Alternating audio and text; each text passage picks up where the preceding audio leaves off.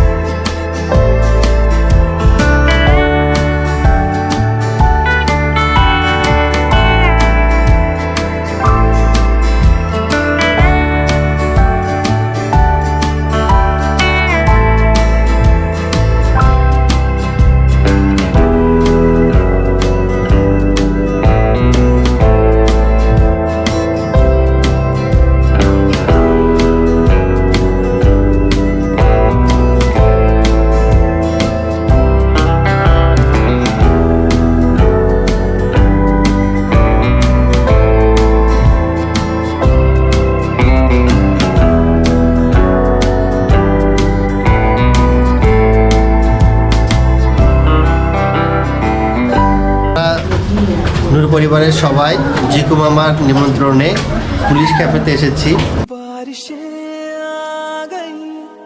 और चली भी गई कोई दिल में सिवा तेरे आया नहीं जब भी सजदा किया नाम तेरा लिया भूल जाना तुझे हमको आया नहीं दिल तो है पर जाने क्यों धड़का ही नहीं है कब से धड़का ही नहीं है कब से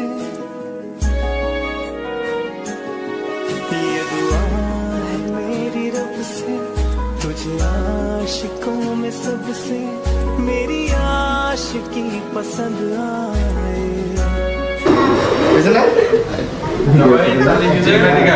Jim, short.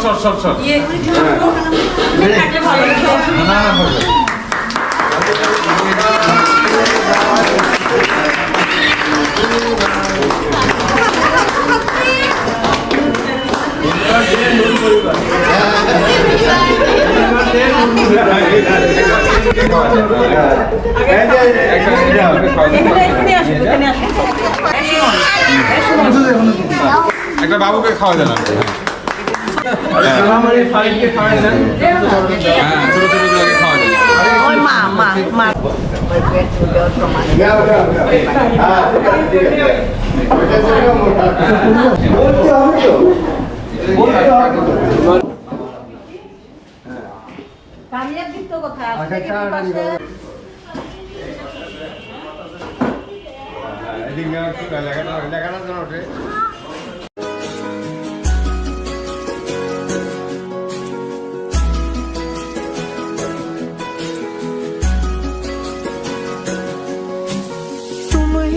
कुछ कहो, सुलझाऊं कैसे ये मुश्किल।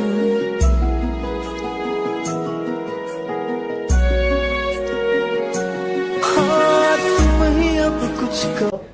জোস সেই ফাটাফাটি ফাটাফাটি আপু সেই হ্যাঁ বলুন সেই অবাক ভাই ভালো লাগছে না এখন প্রোগ্রাম কেমন লাগতেছে? খুব ভালো। কেমন লাগতেছে?